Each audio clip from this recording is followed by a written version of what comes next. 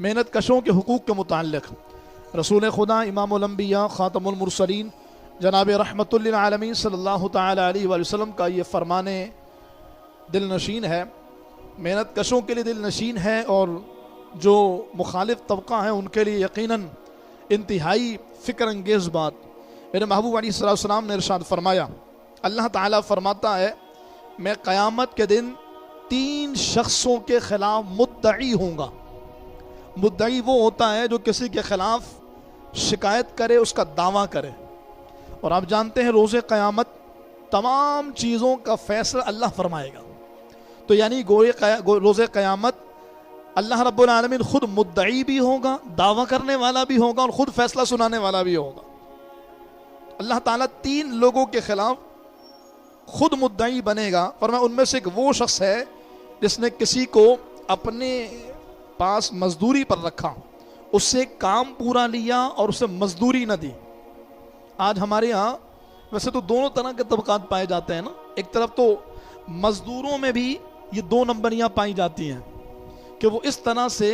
ڈھکے چھپے جملے کہہ کر کے بات کرتے ہیں کہ بعد میں جب بندہ اس عمل کا تقاضا کرتا ہے کہتے یہ تو ہم نے تھوڑی کہا تھا، ہم نے یہ چیز تھوڑی کہی تھی، ہم نے تو ایسا کہا تھا، ہم نے تو اتنے کام کا کہا تھا۔ ایون کہ بہت ساری ایسی چیزیں ہیں جہاں پر مزدوری میں کچھ چیزیں انڈرسٹوڈ ہوتی ہیں، یعنی ان کو طے کرنا ضروری نہیں ہوتا۔ مثال کے طور سے ایک مزدور ہے جو گاڑی پر سامان رکھ کے لے کر کے جاتا ہے اور پھر لا کر کے سامان اتارتا ہے۔ اب وہ گاڑی تو لے کر کے آ جائے اور سامان اٹھا بھی لے، لیکن جب اتارنے کا ٹائم آئے تو وہ کہے گا نہیں میری ذمہ داری صرف یہ تھی کہ میں سامان کو وہاں سے یہاں تک پہنچا دوں، اتارنے اور لوڈ کرنے کی ذمہ داری میری تھوڑی تھی، تو اب آپ کسی اور کو رکھیے۔ یا تو پہلے طے کر لیا جائے،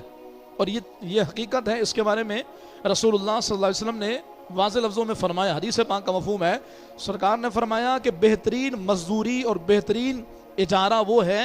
جو پہلے سے طے کر لیا جائے۔ آپ نے کیا کرنا ہے اور کتنا معاوضہ لینا ہے، ہم نے کیا کام لینا ہے اور کتنا معاوضہ دینا ہے، یہ پہلے سے طے ہو تو جھگڑے کا عنصر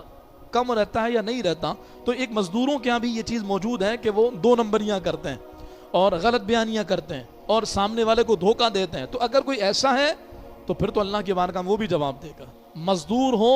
چاہے سرمایہ دار، غریب ہو کہ امیر، اللہ کی بارگاہ میں جو حقوق العباد طلب کرے گا اس کی پکڑ ہوگی، جو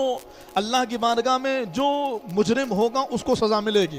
تو ایسا نہ ہو کہ مزدور یہ سمجھے کہ ہم تو بس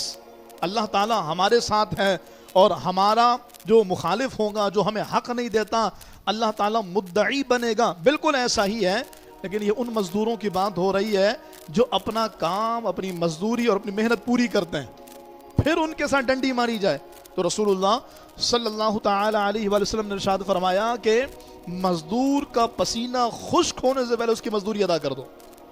یہ بھی ہے۔ تو یقیناً یہ فرامین ہمیں مزدوروں کے حقوق کی طرف ابھارتے ہیں کہ جہاں پر اللہ تعالیٰ خود مدعی بنے گا مزدوروں کی طرف سے، اور مزدور کا پسینہ خشک ہونے سے پہلے مزدوری ادا کر دی جائے، اجرت دے دی جائے۔ تو یہ یقیناً ہم سب کے لیے یہ پیغام ہے اور ہمارے ضمیروں کو جھنجھوڑنے والا معاملہ ہے۔ بڑی تعداد لوگوں کی غریبوں کو بلاتے ہیں، کام لیتے ہیں، اور اس کے بعد نہیں تم نے کام صحیح نہیں کیا، تمہیں پیسے پورے نہیں ملیں گے، نہیں تمہیں میں نے یوں کہا تھا تم نے یوں کر دیا، بلا وجہ میں کسی کے کام میں نقص نکال کر، کسی کے کام میں برائی نکال کر۔ اچھا اگر اس نے کچھ غلط کیا بھی ہے تو جتنا اچھا کیا اس کی مزدوری تو دی جائے گی، جو اس نے درست کیا اس کی مزدوری تو دی جائے گی۔ لیکن ایسے لوگ ہیں اپنی خواہش و چاہت کے مطابق لاکھوں روپے خرچ کر دیتے ہیں، لیکن مزدوروں کو ان کے چند 100 روپے بھی دینے کو تیار نہیں ہوتے۔ تو میدان محشر کے حوالے سے اپنے آپ کو تیار رکھیں۔ اللہ تعالیٰ فرماتا ہے کہ میں خود ان ظالموں کے خلاف مدعی بنوں گا، مقدمہ بھی اللہ درج فرمائے گا اور فیصلہ بھی اللہ سنائے گا،